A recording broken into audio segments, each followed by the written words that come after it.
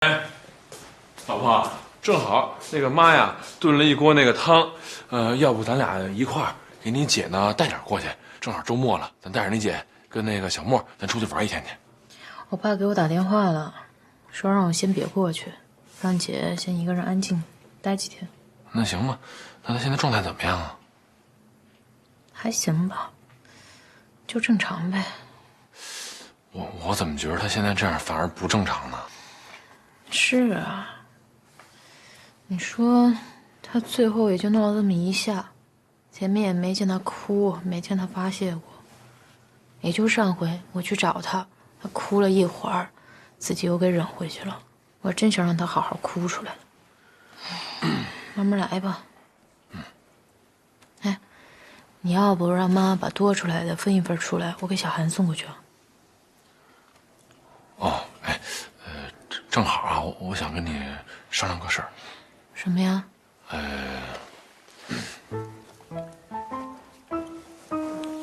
那个，要不小韩那儿啊，你别老跑了。公司不是招了一批新人吗？挺负责的。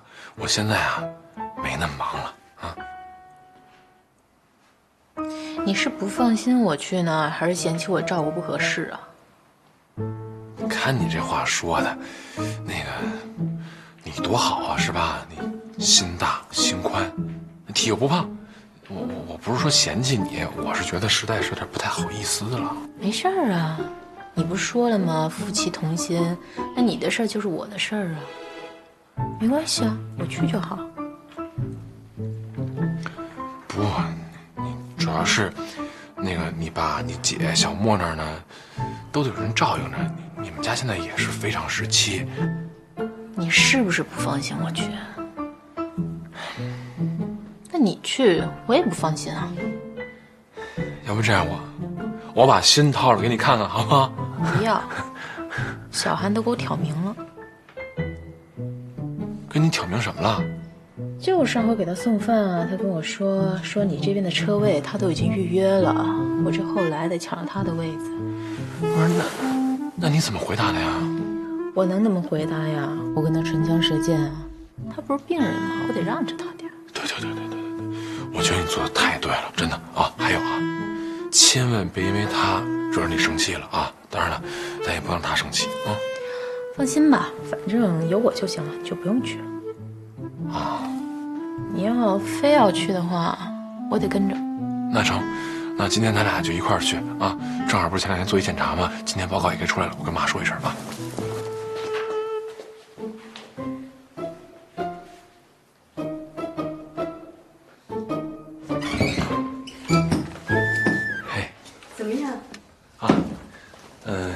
医生说呀，骨骼恢复得很好，可以不用戴护具了。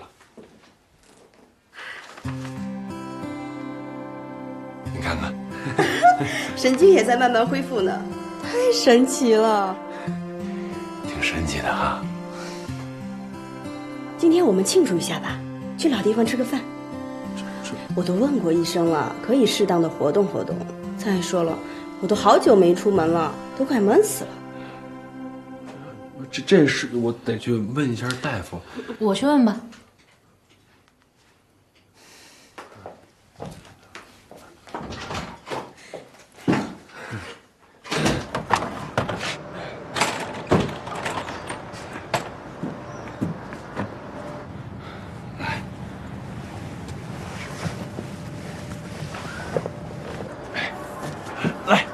来，车。你能帮我进去吗？可以吗，王太太？可以啊，你看这台阶儿，轮椅都上不去，抱进去呗。啊。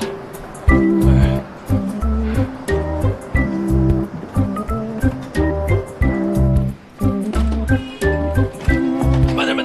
哎，好嘞，来，我给你往前挪啊。哎，你们来了。老板。哎，老板。哎，怎么回事啊？哎呦，这个受了点小伤。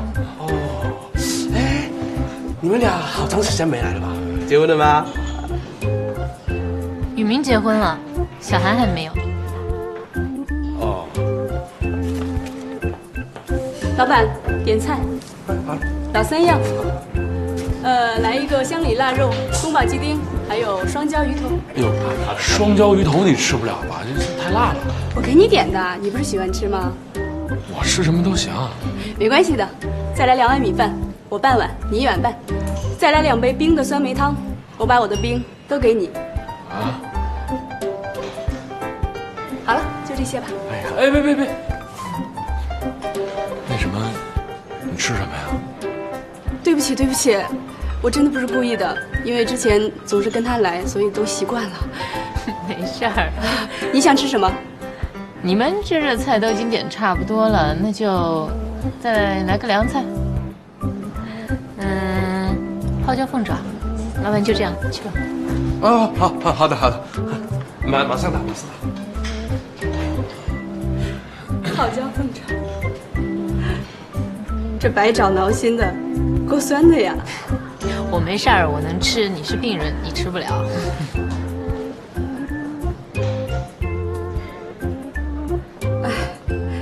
好久没出来了，今天的阳光真好。是，挺好的。哎，一会儿我们去旁边的小公园吧，就是以前我们经常去的那儿。你们聊，我先去趟卫生间。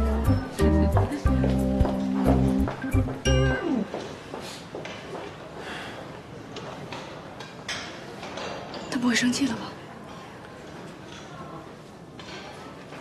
应该没有。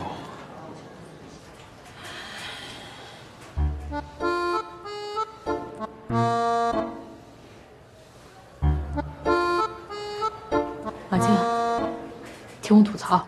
我一点一泡椒凤爪，结果他在那边说什么？哟，白爪挠心啊，够酸的呀！哎，你说他什么意思？白爪挠心？这真说到你心里去了吧？什么说我心里去了？他就这样，老抓着我要爆发的临界点。你可千万不能爆发，你这一爆发就成泼妇了，正吃饭的都没了。我知道，我说这种人真是太难对付了，老扎着我，我还没法回我。那人家也是见过世面的好不好？刚吃饭的时候，他就一直在那边说他跟王宇明以前那点事儿，以前吃什么菜。还说什么一会儿我们去旁边小公园去逛逛吧？哎，你说他腿都这样了，他走什么呀？还不是王宇明抱着他呀？那你们家老王呢？他怎么不拒绝呀？你别跟我火，我好不容易才忍下来了。我得大度，我得给他阳光。我觉得我现在怎么就那么虚伪啊？哎，你不是自己说了要自我拯救的吗？就当是成长了，你就先这么虚伪着就自我催眠了，到时候就真大气了。我给你支个招，你们家那老王不是工作忙吗？你赶紧发动外援啊！什么呀？听不明白啊？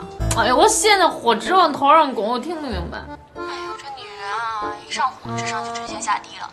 你让那杨小宝赶紧把你们家老王给叫走啊！对啊。你给小北打电话。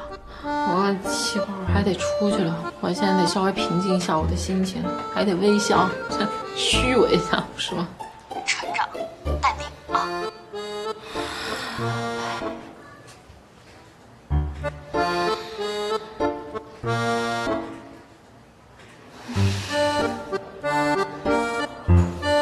医生嘱咐你的话呢，你一定得记住了，知道吗？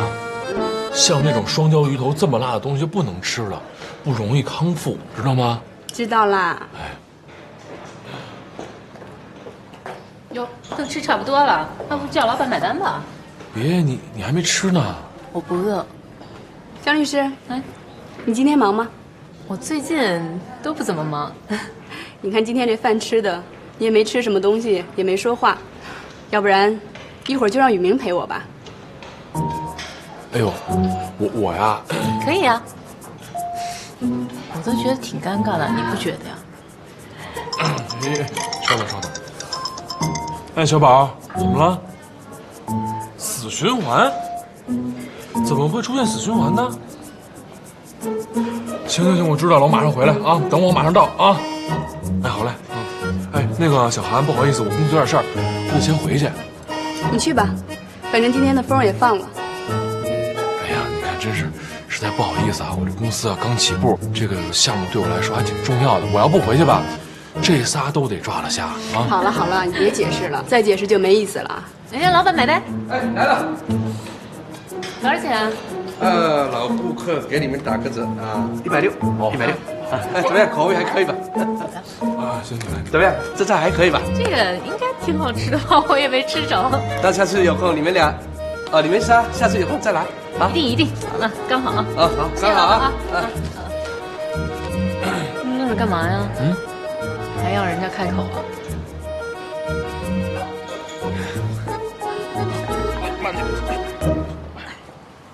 那个，我先上班去了啊，那你也就送他进去吧啊。赶紧去吧。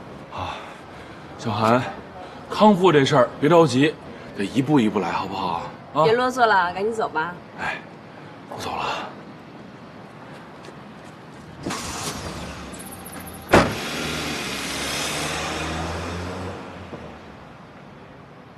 干嘛？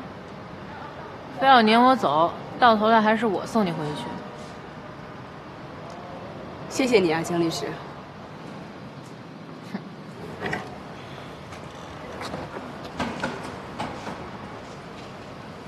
我想下来走走。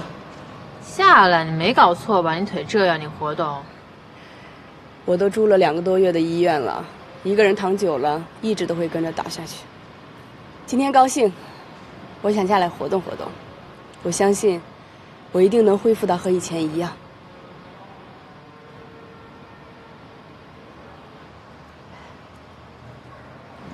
你真想下来走走啊？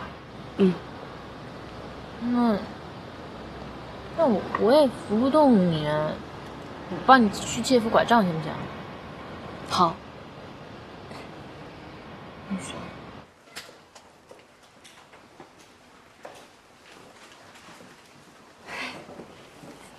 你行不行啊？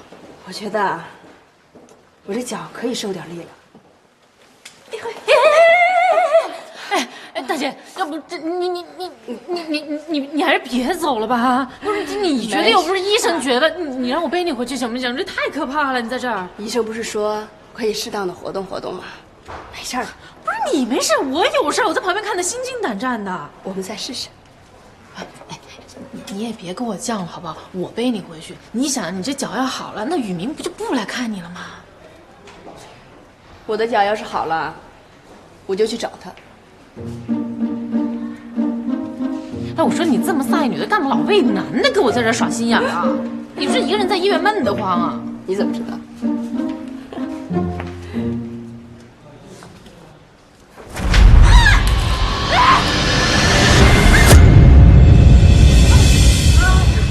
没事吧？对不起。小韩，你没事吧？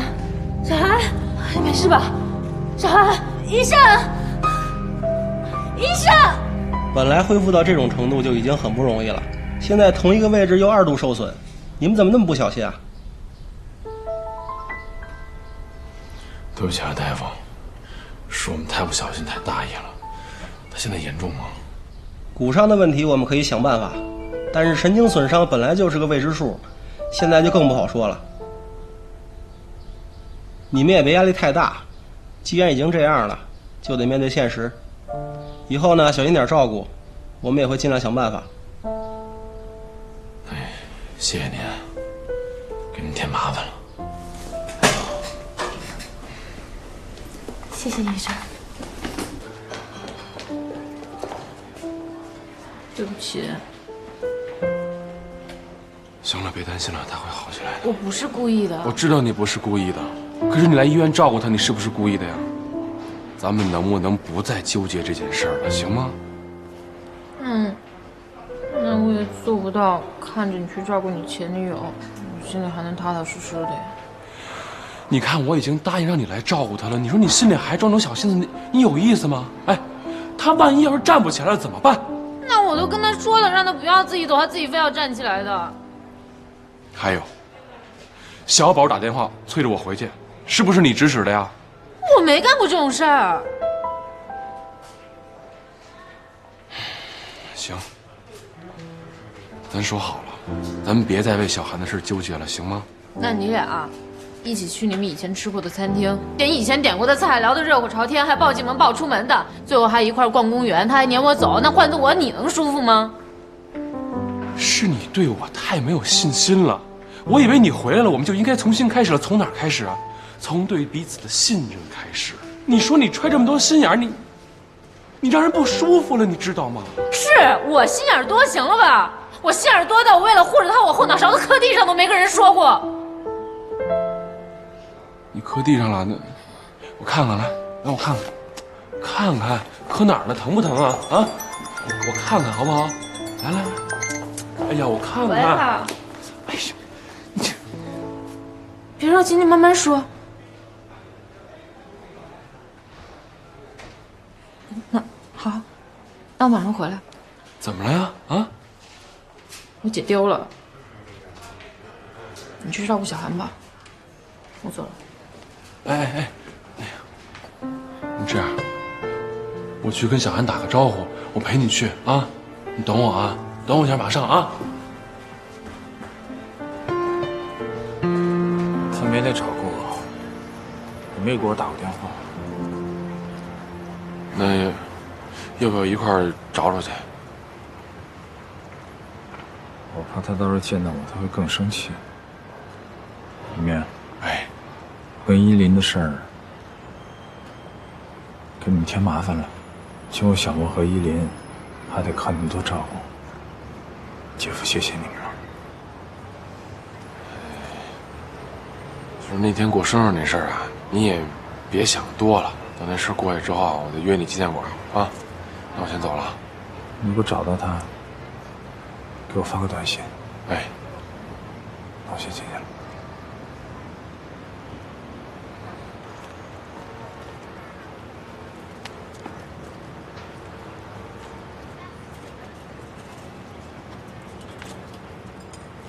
怎么了？没事儿，想起我姐大学时候的样子了。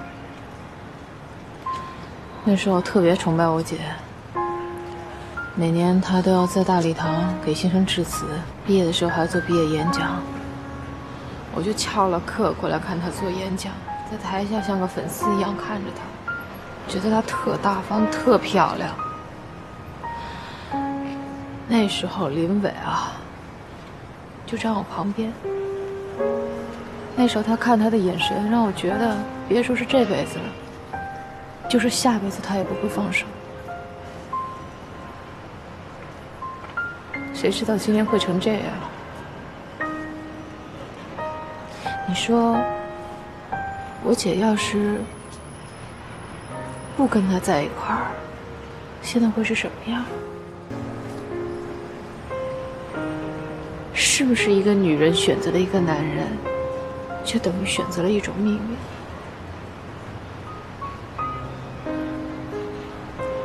一凡，我觉得你应该现在想一想，你姐还会去哪儿？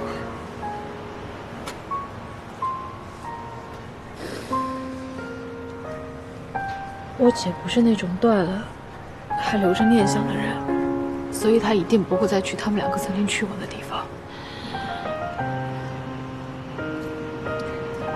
有一地儿，好久没去过了。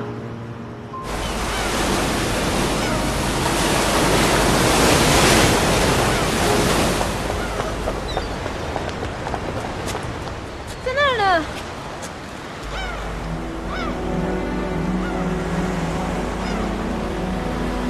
哎，你就别去了，好吧？哎，那个哥，要不麻烦您给劝劝。行，我去看看。哎，你们别走，等我。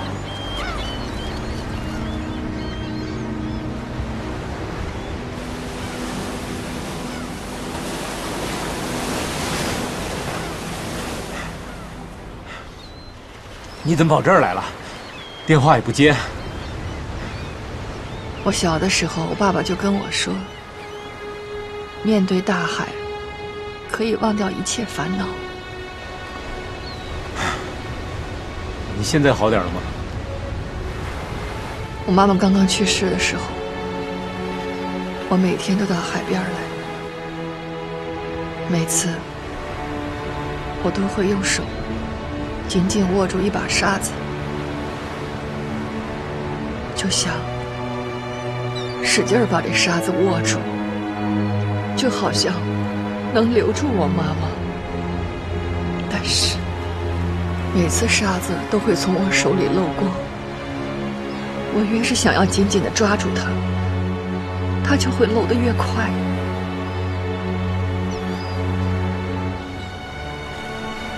后来我才意识到，有一些不是属于我的东西，一定会走的。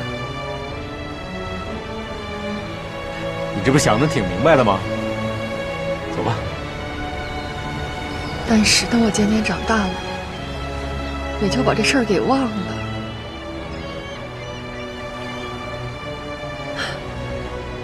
我怎么就给忘了呢？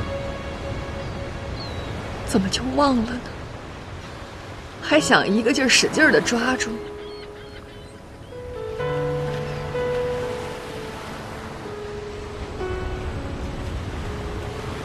对着我这个失败的女人，你是不是觉得我特可怜呢？你干嘛要这么想啊？这件事情你从头到尾一点错都没有，别再琢磨这个。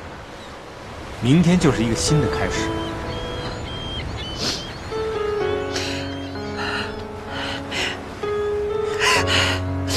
放开我！男人怎么会都这样？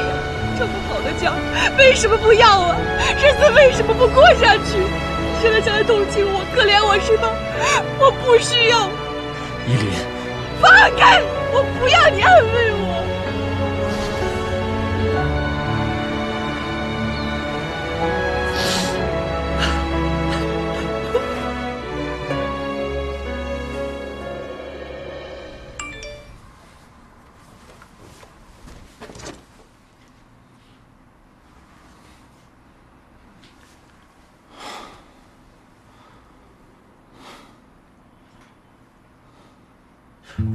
如果要是你觉着热的话呢，我这边有凉水；要是觉着凉的话，这边还有热水。以后你要是对水有什么要求，提前跟我说，我好准备。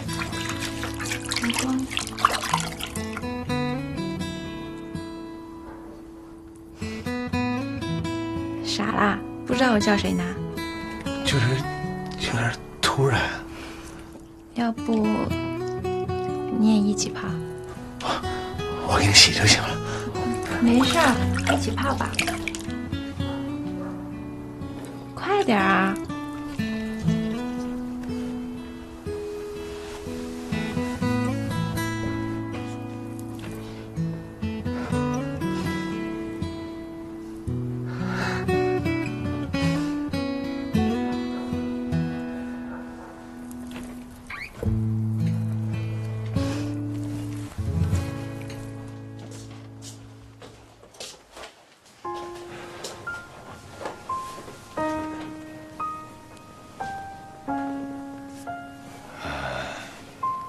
小韩啊，来电话了，说呢，让你别往心里去。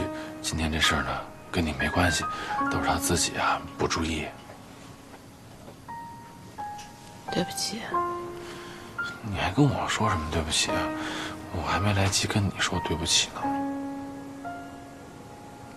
不是，你今天说的话，我想了一下，说的挺对的。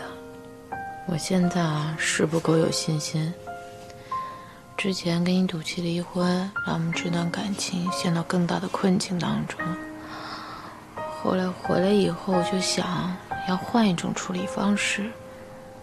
一开始吧，我还挺有自信，我能处理好的，也自以为自己挺大气的。后来时间一长，我就越来越装不下去了，觉得挺害怕的，就怕我们的感情再受到伤害。笑什么呀？很好笑吗？你突然间这么坦诚的跟我说话，我倒有点不太自信了。我知道，小韩的事儿啊，让你心里不舒服了。但是你刚才能这么坦诚认真的跟我说这番话，我突然间觉得咱俩呀，还是可以坦诚相待的。我是怕我们谁也不说，都不沟通，到最后会有更多的误会，等到想解决的时候，都来不及了。我觉得在感情这个问题上，你做的对，就应该这样，就应该呢，积极的去面对。因为我不想变成我姐那样。说着说着吧，就又来了。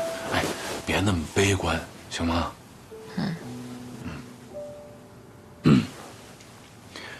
你有没有发现，就是小韩啊，住院这么长时间了，没人来看他。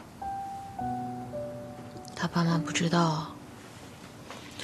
其实呢，他也不愿意别人啊知道这件事儿。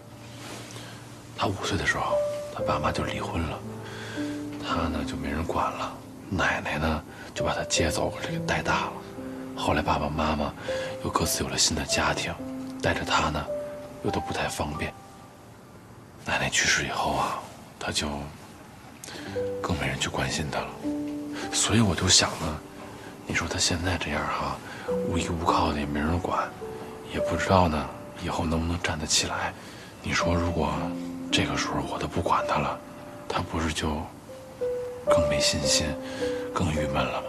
所以我不管小韩之前怎么跟我闹，我都没说不管他，就是想呢让他多一些希望，多一些信心。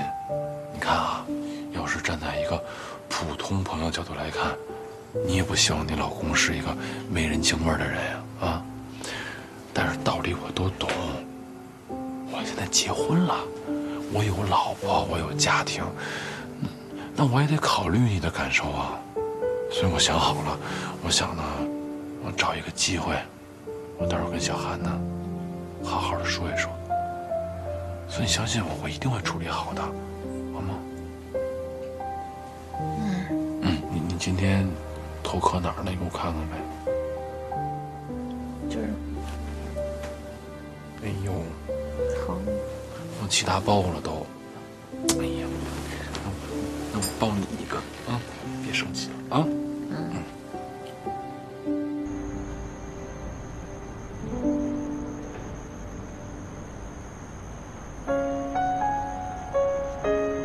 哎呦，38度7，烧的可不低呀。妈妈，喝点水吧。哦。妈，你太没出息了。妈妈怎么没出息了？我都没事儿了，你还这样，怎么让我过得更好啊？你听听，小莫都看不下去了。我实在是太对不住你们这一老一小了啊。知道就好。功课做完了吗？还有一点。快去做完了。阿公，交给你了。哎，好。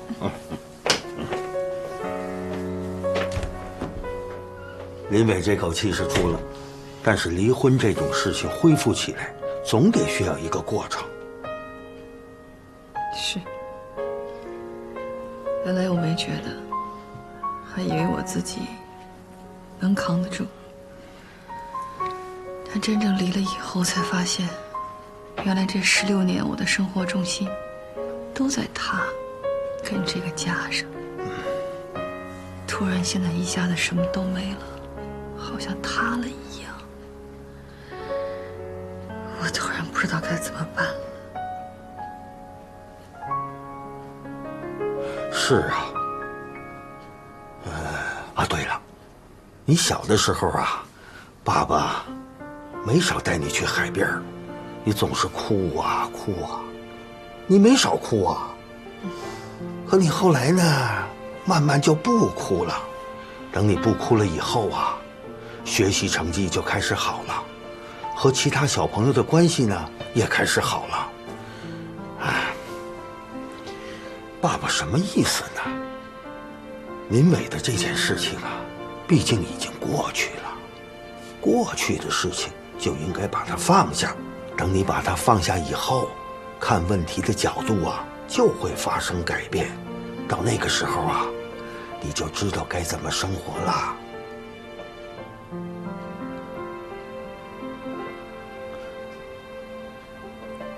爸，您说我那个时候从哭到不哭，用了多长时间？哎呦，这我可回忆不起来了，时间太长了。小莫说的对，我是有点太没出息了。俗话说得好，排毒养颜，只有先排了毒，然后才能够养颜，这是谁也跳不过去的一个过程。排毒养颜。原来听您说话，我觉得特啰嗦没重点，没想到今天江校长说的话还挺有趣。从今往后，想怎么生活就怎么生活，就是别像今天这样玩消失就行了。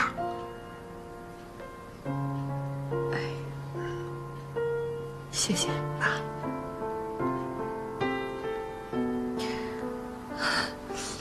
爸啊，我有点困了，还想睡觉。这就对了，想睡呢你就睡一会儿。明天呢，我再到医院去，给你取点药啊。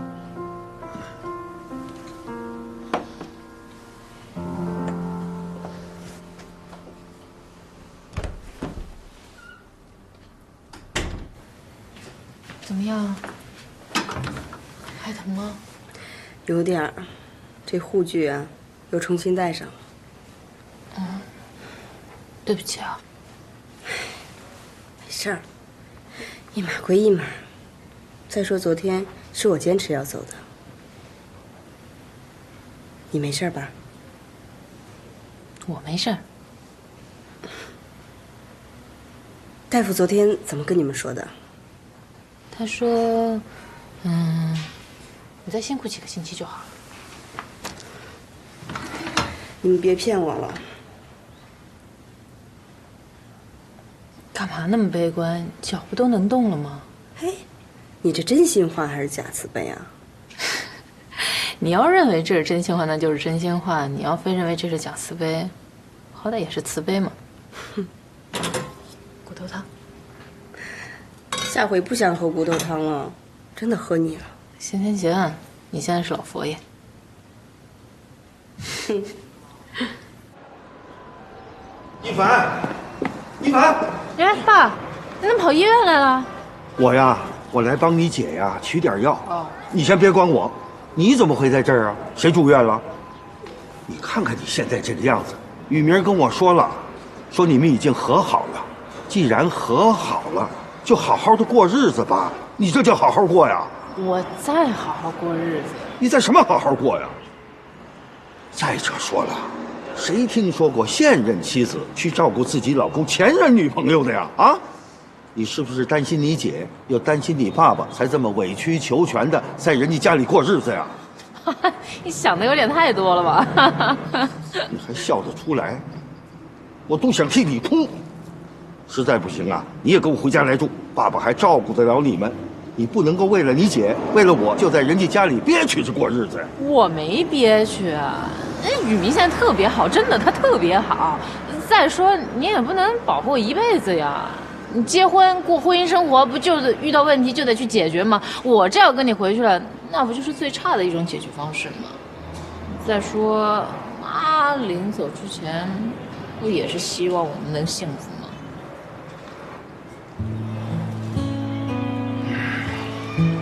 你都知道了？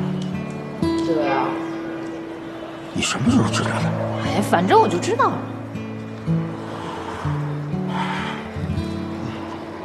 那你觉得你现在就好吗？好不好都在我自己。爸，您呢就别操这个心了，回去照顾好姐就行。是啊，你们都长大了，爸爸能管的事情也越来越少了。再者说了，爸爸不是万能的。是啊，你看你白头发又变多了，所以别操这心了，真的。哎，聪明姐现在对你怎么样啊？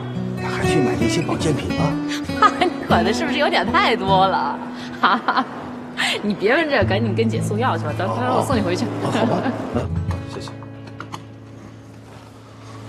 哎呦，我说，你这肚子都这么壮观了，还到处瞎溜达呢？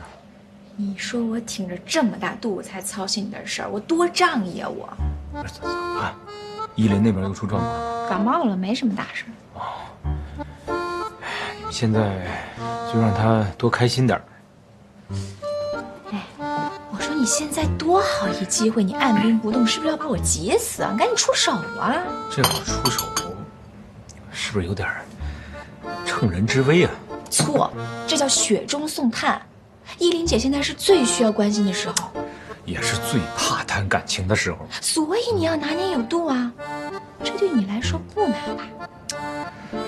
搁以前嘛，当然也不难，而现在放在依林身上吧，好像还真是有点难度。果然是真爱呀！这不是要请你帮忙吗？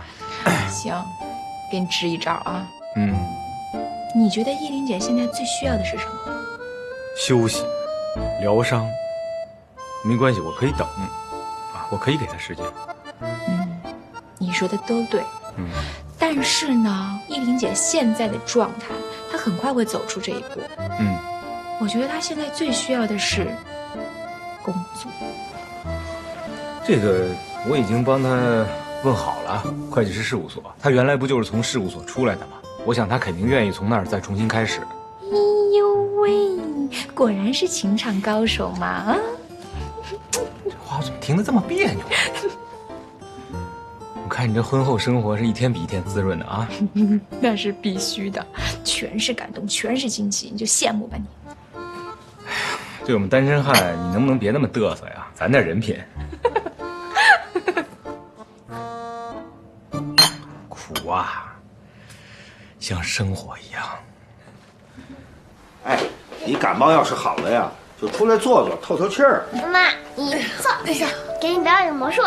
哟，你什么时候学会变魔术了？老公。哎，来了。1、2、3，走你！当当当，变出钱来了，多俗，妈妈不喜欢。我的魔术怎么可能会俗呢？老公。来了。看好，这是钱。走你！当当当，这还行，还会别的吗？当然啦，老公。来了。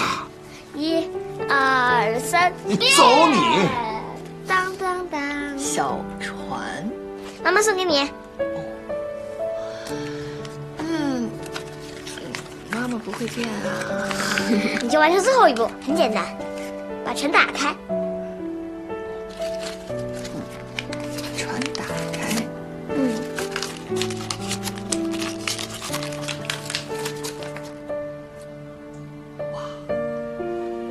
哇，宝贝儿，你怎么考得这么好啊？真棒！但是啊，不许沾沾自喜。不会的，魔术怎么样？为了练好魔术，逗你开心呐，整整在他姨父那儿啊练了1个星期。真的？真的。哎，妈，我最喜欢看你笑了。妈妈呢，有一些垃圾需要清理一下，给爸爸点时间啊。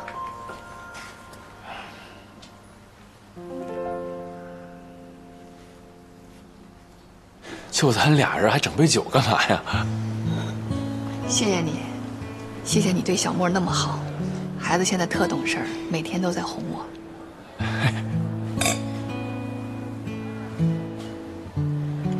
以前呢，总把他们当孩子看，老觉得是我们大人在照顾他们。但是现在才意识到，别看那么小个人，能量还挺大。是他现在啊，可懂事了，我特喜欢他。刚刚跟那位办完离婚，我的确有点找不着北。可是现在每天看着我儿子，觉得心里特踏实，他才是我最重要的。所以为了他，我也得让我自己强大起来。来，玉明。哎。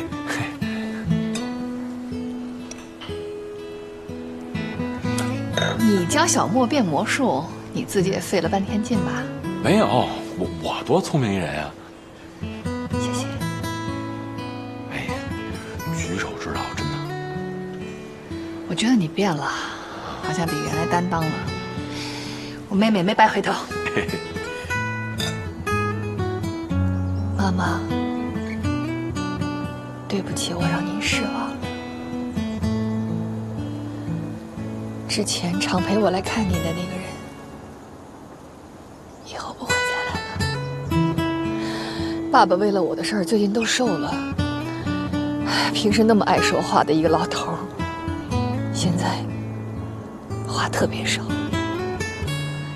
只见着他对着您的照片一个人叨叨。回头您就劝劝他，让他想开点儿，保佑爸爸平安吧。我挺好的，妈妈，不用担心我。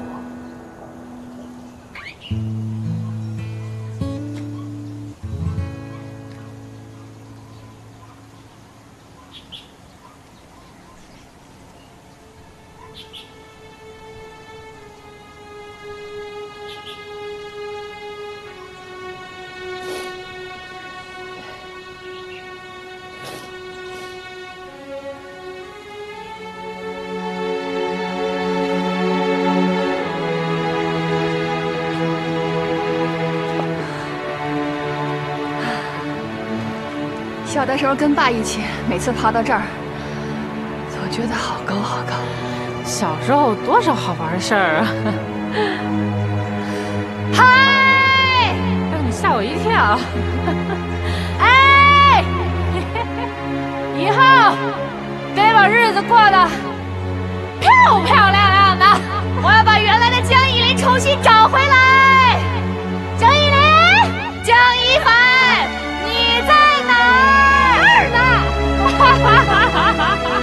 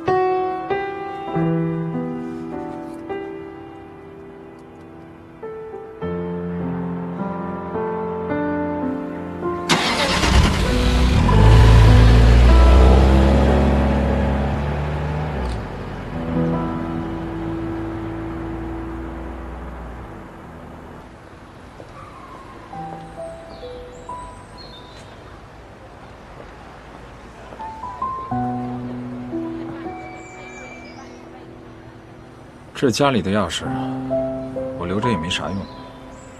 你扔了吧，反正门锁我迟早要换的。找我就这事儿啊？还有别的吗？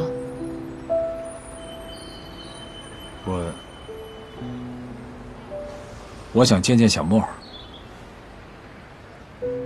你之前没跟我说呀，他也没说要见你。没别的意思，我就是想尊重孩子的意愿。依林，你该撒的气也撒了，我也辞职了，你还要我怎么样啊？不是秦山辞职了，恭喜你啊，终于找到一个比我聪明的女人。依林，你能不能别提秦山了？我就是想儿子了，我想见见我儿子，行不行？以前每天早上上班，晚上回家都能见着他，就这么简单。你能别这么没劲吗？当初是谁呀？我带着儿子去公司楼下找你，你根本就不见我们。小莫都喊成那样，你还装听不见？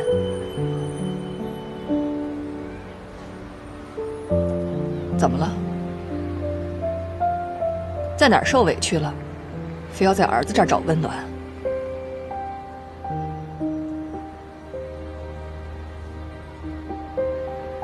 对了，正好告诉你一声，你的微信我已经删掉了，以后别有事没事给我打电话，跟孩子有关的事情可以直接跟我发信息。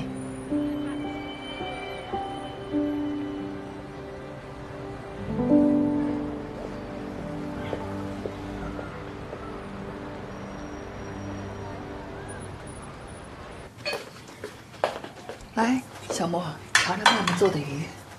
爸，你先吃起来。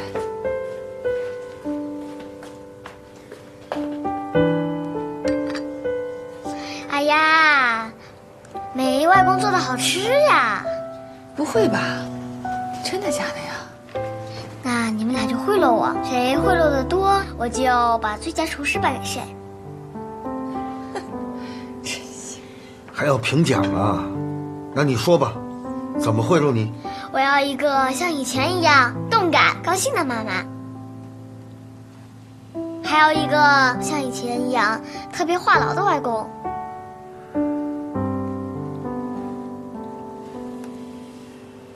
那好，外公现在就宣布，妈妈从现在开始有动感，就特别高兴。外公呢，从现在开始呢，也话痨。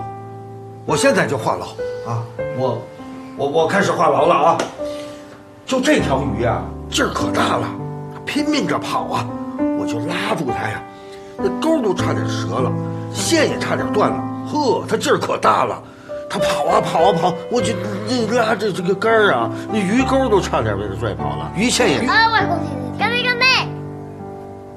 来，干杯干杯！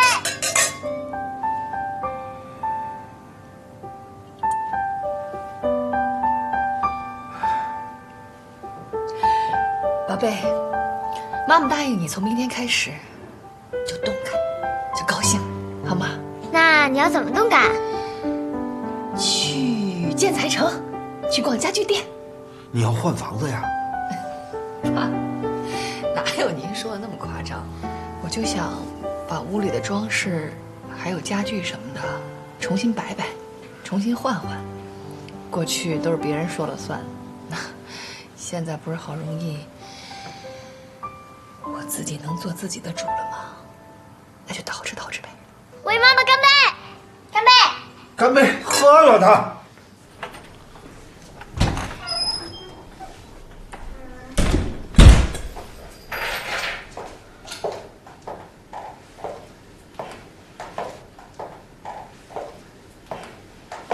这是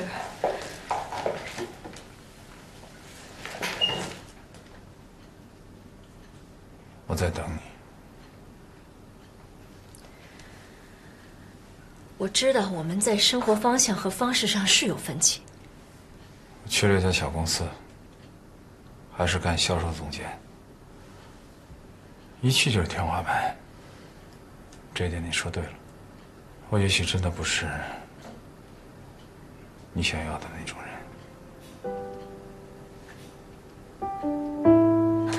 你是，我也未必不是你想要的那种人啊。只是我们现在这样的生活，你可能还不适应，因为跟你以前的生活可能差得太多了。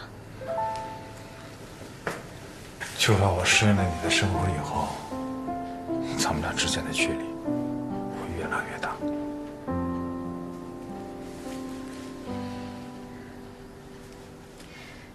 我知道咱俩都是不容易妥协的人，我们都各让一小步，行吗？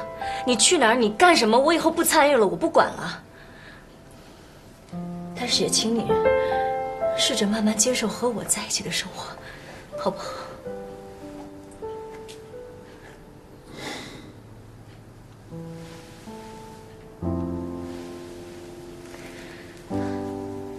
别放手，我们好不容易在一起的，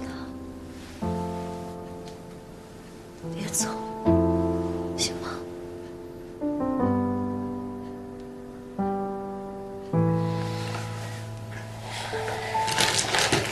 你不是要去新公司了吗？这是给你的礼物，你看看喜不喜欢？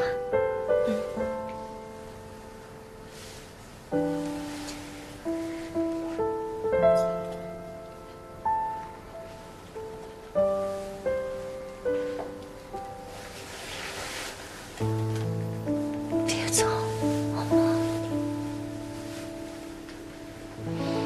他煮的汤喝腻了吗？要给他倒枸杞汤。对啊，今天外面风是挺大的。放心吧，没淋湿。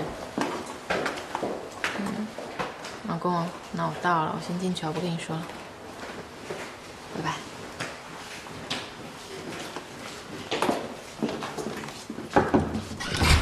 我来了。最近这天儿特别奇怪，雨说下就下，下来还停不了了。你怎么了？没事吧？怎么了你啊？没事，风湿老毛病。你都这样了还没事？我去给你把医生叫过来吧，这我也不敢碰他。我这是旧伤，很多年以前受的旧伤，一下雨就痛。哎呦，等太阳出来就好了。哎，一凡啊，你上那个雨生微博，看看他还要待几天呀？让他赶紧去非洲大沙漠去。哟，这都什么时候了？别开玩笑了。我没开玩笑。哎，我知道有一款膏药治风湿好像挺好的，要不我给你弄2片，你试试。哎，你别透了，现在腰上的东西还没切下来呢。也是，那怎么办呀？你有什么喜欢的可以试它一下。好的。哎，我先接个电话啊。喂，一凡。哎，姐，你有没有什么办法是能治风湿骨痛的？那得贴膏药吧？膏药不行，他现在腰上贴不了，身上带着护具呢。哦，要是这样的话，那就应该得热敷。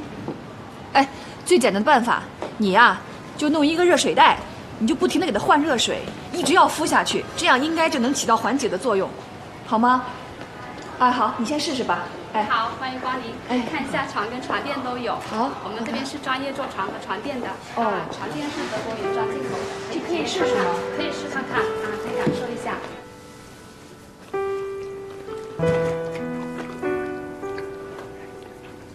这还行吧，长久说啊。你夜不归宿，王玉明同意吗？不同意也得同意啊。我姐都说了，你这种情况到晚上会更疼。他不来了？他忙着呢。你回去吧。回去，你腿就不疼了。哎呀，真不知道你是怎么想的。就想让你快点好起来呗。没见过对情敌这么好的。你是假装的呢，还是真不讨厌我？说实话，之前跟你斗就没想过到讨厌你，我其实还挺欣赏你的。别以为这样我就会手下留情。那也得等你站起来再说呀。我能站起来。行。我说的是真的。知道。你知道我的旧伤是怎么来的吗？现在先别说这个了吧，赶紧睡吧。我爸妈离婚之前吵得特别厉害，抱起电视就砸，结果就砸我腰上了。后来他们就离了，把我送我奶奶家，我就开始做各种不靠谱的事儿，打架、砸窗户，我都干过。就是想让他们注意到我，他们只顾着自己的新家，只知道骂，后来骂都懒得骂了，见都不见我，那我就更疯了。倒不是还想引起他们的注意，就是希望通过这种刺激，让我忘了我有多恨他。慢慢的，我也就喜欢上了这种活法。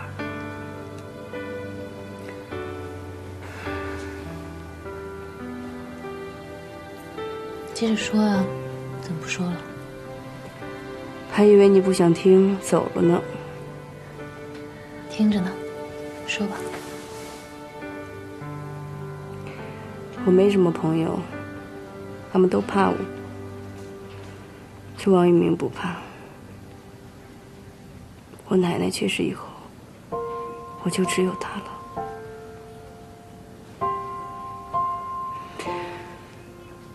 我想跟他结婚，可是一想到我爸妈，我就对家特别惧怕，甚至有些厌恶。我想，那我们就跑吧，去过另外一种跟家没有关系的生活。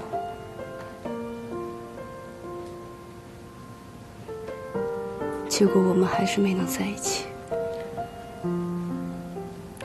直到这次受伤被救出来之前，昏迷了半天，我以为我死了。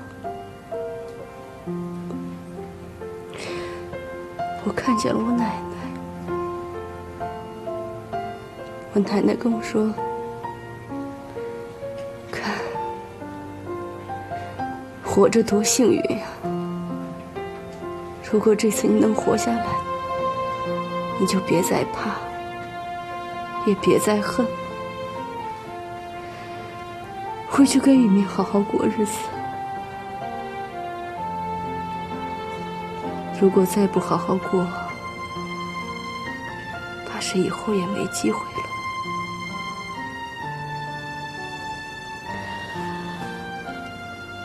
这次受伤回来，他一直往医院跑，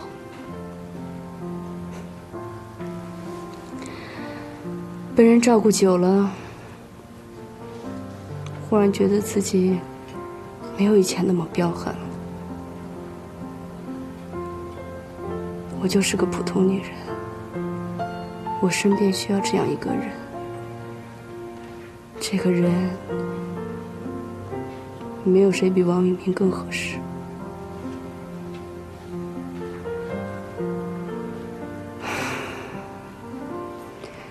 开始讨厌我了吧？太不知恩图报了。不会，我很理解你啊。你别同情我了，没用。就算有用，我也不会同情你的。赶紧睡吧。